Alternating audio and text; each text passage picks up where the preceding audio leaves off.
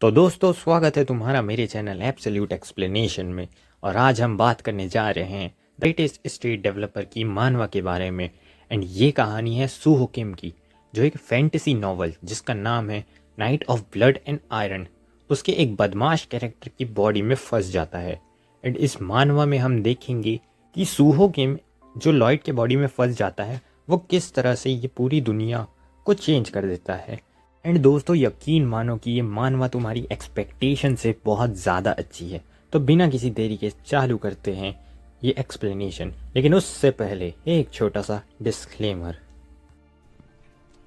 अंगेन घात्रम नयने वक्त्रम न्यायेन राज्यम लवणेन भोज्यम। Chapter start होता है कुछ साल आगे से, जहाँ एक फील्ड के ऊपर एक इंसान खड़े होकर बोलता है, मेरा नाम है सूहो किम, नहीं इस दुनिया में मेरा नाम है लॉयड फ्रंटेरा। और ये कहानी है कि कैसे एक एवरेज से सिविल इंजीनियरिंग स्टूडेंट ने पूरी दुनिया को उल्टा पुल्टा कर दिया है। लॉयड बोलता है जेवियर, एंड जेवियर रिप्लाई करता है जी मास्टर लॉयड। लॉयड बोलता है ये सब मेरा पैसा है। जेवियर बोलता है क्या आप पूरी तरीके से पागल हो चुके हैं सर? लेकिन अब तुम लोग सोच रहे होगी कि ये सब क्या हो रहा है, तो इसे जानने के लिए हमें जाना पड़ेगा द ग्रेटेस्ट स्टेट डेवलपर की वर्ल्ड में कुछ साल पहले, जहां लॉयड ज़मीन पे बेहोश रहता है। एंड एक सिस्टम विंडो ओपन होता है जो बोलता है आपको एब्सोल्यूट के द्वारा एक रैंडम विश पूरी करने के लिए चुना गया है। सिस्टम कांग्रेट्स बोलती है, एंड ताली की आवाज़ बजा के बोलती है अब आप night of blood and iron की एक कैरेक्टर बन चुके हैं। जिस पे सूहो हैरान होकर सोचता है क्या night of blood and iron वो किताब जो मैंने कल रात पढ़ी थी? सिस्टम बोलता है गुड लक, तुम ये कर सकते हो। एंड इस पे लॉयड सोचता है क्या एक विश, एंड किस चीज़ के लिए गुड लक? मैंने तो अभी तक कुछ पिया भी नहीं है। ओह, क्या ये उन वेब नॉवल जैसा है जहाँ मैं किसी और दुनिया में आ गया हूँ? एंड एटलीस्ट सूहो को पता है कि वो एक दूसरे दुनिया में आ गया है। एंड अच्छा है सूहो री ज़ीरो के वर्ल्ड में नहीं गया, नहीं तो बेचारे का क्या हाल होता। एंड कंटिन्यू करते हैं। एंड सूहो सोचता है तो क्या मैं सही में दूसरी दुनिया में आ गया हूँ? तो फिर मैं मिट्टी वाली सड़क पर मुंह के बल क्यों गिरा हूँ? एंड यहाँ तो बहुत ठंड है, मेरे होठ को क्या हुआ? सिस्टम हंसते हुए बोलता है ज़मीन पर सोने की वजह से आपका जबड़ा हिल गया है। लॉयड चिढ़कर बोलता है मुझे पता है, ये अलर्ट्स मुझे बहुत गुस्सा दिला रहे हैं। लॉयड सोचता है क्या ये कोई सपना है, क्या ये सच में हो रहा है? अगर ये सच में हो रहा है तो मुझे पता है, तो मुझे समझ आ गया है कि मैं इस स्टोरी में किस कैरेक्टर की जगह ले ली है। एंड वो अकेला इंसान जो ऐसे सुनसान जगह में ज़मीन पर सो जाता है वो था। लेकिन इससे पहले पीछे से आवाज़ आती है मास्टर लॉयड आप यहाँ हैं, मैं आपको हर जगह ढूंढ रहा था। चलिए हम मेंशन वापस चलते हैं। एंड हमको इंट्रोड्यूस कराया जाता है the night of blood and iron के मेन प्रोटैगनिस्ट जेवियर आसरान से। एंड ये बंदा सच बता रहा हूँ तुमको बहुत पसंद आएगा।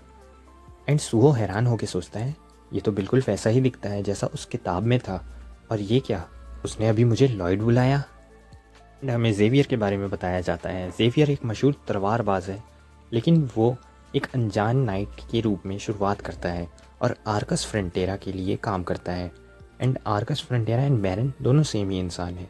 एंड और इसी बैरन फ्रंटेरा का बड़ा बेटा है वो बदमाश लॉयड फ्रंटेरा, जो कि मैं हूँ।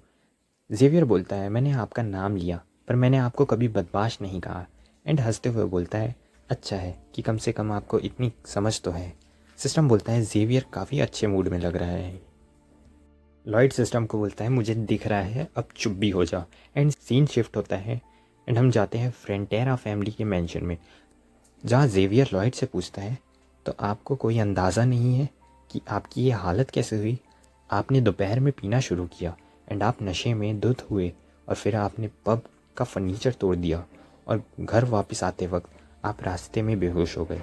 लॉयड सोचता है एक गुंडे की ज़िंदगी का दिन क्या सच में ऐसा ही होता है? जेवियर बोलता है परेशान थे इसलिए उन्होंने मुझे भेजा। भले ही आप बदमाश हैं पर है तो उनके ही बेटे। अगर आप रास्ते में टेढ़े जबड़े के साथ मर गए रहते तो उन्हें बहुत दुख होता। लॉयड सोचता है ये बातों बातों में चुपके से बेइज्जती भी कर देता है। लॉयड सोचता है काश ये फ्लोर एक हीटेड ऑन्डोल होता, लेकिन मैंने सोचा ही नहीं कि ये एक फलानी फैंटेसी वाली दुनिया है। एंड जेवियर बोलता है, मैं अब चलता हूँ सर, कल बैरन को सब बता दूंगा। लॉयड बोलता है, क्या तुम्हारा बताना ज़रूरी है? जिस पे जेवियर बोलता है, हाँ। लॉयड सोचता है ये कितना खड़ूस है एंड बोलता है, रुको जेवियर, एंड पूछता है, हमारी फैमिली पर बहुत सारा कर्ज है ना? जेवियर बोलता है, कितनी अजीब बात कर रहे हैं आप, एंड चला जाता है। लॉयड सोचता है, मुझे पता है कि इस स्टोरी में आगे क्या होने वाला है। कल मैंने अपने उस छोटे से किराए के कमरे में बैठकर पढ़ा था, मुझे अच्छे से पता है कि आगे क्या होता है। एंड वो आगे की कहानी बताता है, अच्छे से पता है कि आगे लॉयड के साथ क्या होता है। पार्ट 1, बैरन एंड बैरनेस एक ईविल ठग के शिकार बन जाते हैं एंड अपनी सारी ज़मीन और दौलत खो देते हैं, और वो कर लेते हैं जो किसी को नहीं करना चाहिए। मैं बता नहीं रहा हूँ, बट तुम देख सकते हो क्या कर रहे हैं।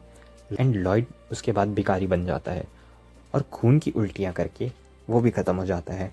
लॉयड परेशान होकर बोलता है, तो फिर ऐसे रईस होने का मतलब ही क्या है? बिल्कुल वैसा ही है जैसे मेरी कोरिया में दुखभरी लाइफ थी। एंड हमें सिस्टम की तरफ दिखाया जाता है एंड सोचता है कि ये एब्सोल्यूट किस तरह का बंदा है। मैंने ऐसी क्या विश मांग ली थी कि मुझे इस तरह की एंडिंग वाली बॉडी में डाल दिया। एंड सुबह हो जाती है। नेक्स्ट सीन में दिखाया जाता है लॉयड की मदर मार्बेला फ्रंटेरा, जो लॉयड से पूछती है, तुमने कल रात पब में तोड़फोड़ की थी ना लॉयड? जिस पे लॉयड बोलता है, नहीं, कल रात तो मैं एक किताब पढ़ रहा था। वेल, सूहो तो किताब ही पढ़ रहा था, उसने तो झूठ नहीं बोला। मार्बेला बोलती है, लॉयड मैं तुमसे मिन्नत करती हूँ, इस बार प्लीज़ पब जाओ और उनसे माफ़ी मांग लो। लॉयड सोचता है, लगता है इस बॉडी ने जो भी रायता फैलाया है अब वो मुझे ही साफ़ करना पड़ेगा। एंड बोलता है, हाँ ठीक है, मैं माफ़ी मांग लूँगा। सिस्टम बोलता है, आपका जवाब सुन के ये दोनों एकदम हैरान हो गए हैं। एंड जेवियर एंड मार्बेला का फेस से कोई भी देख के बता दे कि ये दोनों कितने हैरान हैं। एंड सीन शिफ्ट होता है एंड हमको दिखाया जाता है कि जेवियर और लॉयड दोनों पब के रास्ते जाते हैं। एंड वहाँ एक आदमी लॉयड को देख के छुप जाता है एंड एक बच्चा खिड़की खोलता है, लॉयड को देखता है एंड उसकी मम्मी उसे अंदर खींच लेती है और बोलती है, उससे आंखें मत मिलाना, एंड विंडो बंद कर देती है। सिस्टम बोलता है, गांव वाले आपसे सख्त नफरत करते हैं। लॉयड सोचता है, हाँ वो तो मुझे भी समझ में आ गया है। एंड लॉयड जेवियर से पूछता है, तुम मेरा पीछा क्यों कर रहे हो जेवियर? जेवियर बोलता है, बैरन ने मुझे आपके साथ रहने को कहा है ताकि कल जो हुआ वो दोबारा ना हो। एंड लॉयड बोलता है, मेरे साथ रहने के लिए मतलब मेरी सुरक्षा के लिए आए हो? जेवियर बोलता है, बिल्कुल नहीं, ये गांव वालों के लिए है, मैं उन्हें आपसे बचा रहा हूँ। लॉयड बोलता है, अच्छा तो मैं एक गैंगस्टर की तरह हूँ ना? लॉयड सोचता है, सबसे पहले मुझे अपनी इस घटिया इंसान वाली इमेज से पीछा छुड़ाना होगा ताकि जब मैं भिखारी बनूँ तो कम से कम कोई मुझे खाना तो दे दे। नहीं, अगर मैं उससे पहले ही अपनी फैमिली का कर्ज चुका दूँ तो मैं बुढ़ापे तक एक मस्त और कंफर्टेबल लाइफ जी सकता हूँ। क्या यहाँ कोई चीट कोड या स्किल नहीं है जिसे मैं यूज़ कर सकूँ? एंड लॉयड देखता है कि उसके पास एक स्किल है एंड सिस्टम बोलता है, स्किल नेम ह्यूमन स्कम्प।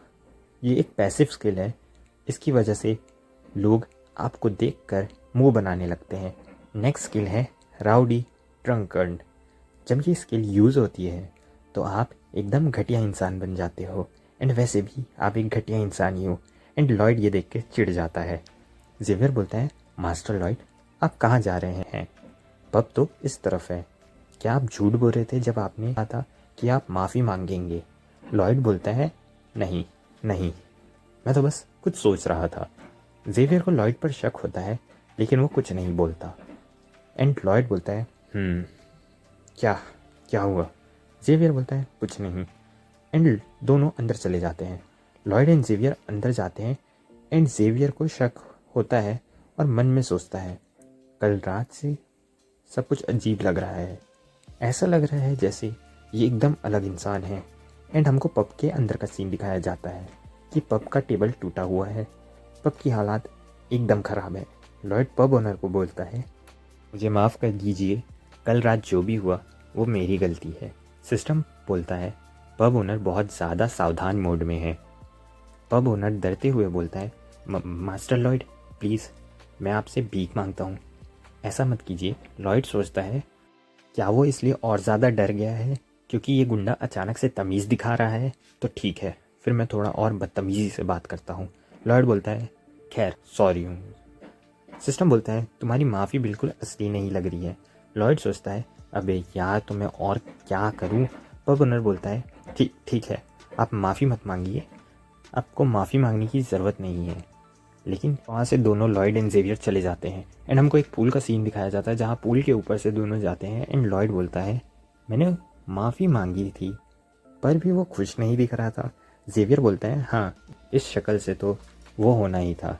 एंड बोलता है, जो फर्नीचर और डेकोरेशन कल आपने तोड़े वो उसने अपनी मेहनत की कमाई से लिया था।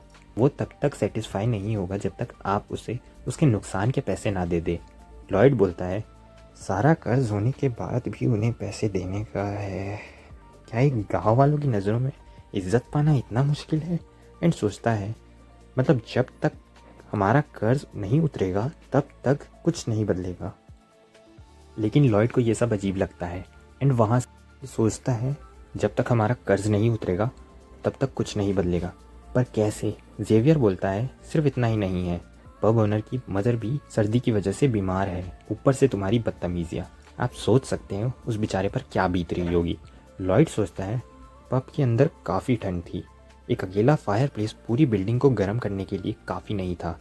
ऊपर से बुजुर्ग लोग ऐसी ठंड को ज़्यादा देर तक झेल नहीं सकते जब तक उनके पास ऑनडोल फ्लोर्स ना हो। एंड लॉयड के दिमाग में एक आइडिया आता है एंड वो बोलता है, मुझे मिल गया, मेरा दिमाग की बत्ती जल गई, ये आइडिया मुझे पहले क्यों नहीं आया। यहाँ कोई ऑनडोल फ्लोर्स नहीं है, अगर मैं इस दुनिया में उन्हें बना दूँ तो वो पक्का बिकेंगे। गुंडा लॉयड फ्रंटेरा ऐसी चीज़ों के बारे में कभी अपने सपने में भी नहीं सोच सकता था, लेकिन मैं असली सुहो किम ये कर सकता हूँ। मैंने कॉलेज में सिविल इंजीनियरिंग की पढ़ाई की है। जब मैं आर्मी में था तो मैंने अकेले पूरा घर बनाया था अपनी इंजीनियरिंग स्किल, और मैंने कंस्ट्रक्शन साइट पर दिन रात काम किया है। यही है, इससे मैं बैरन का सारा कर्ज चुका सकता हूँ। लॉयड बोलता है, जेवियर चलो पब वापस चलते हैं। जेवियर बोलता है, मगर किस लिए? लॉयड बोलता है, अपना पहला ऑर्डर लेने के लिए। सिस्टम बोलता है, हमारी असली जर्नी अब शुरू हो चुकी है, आरपी सिस्टम एक्टिवेट हो गया है। आरपी का मतलब होता है रिलेशनशिप पॉइंट।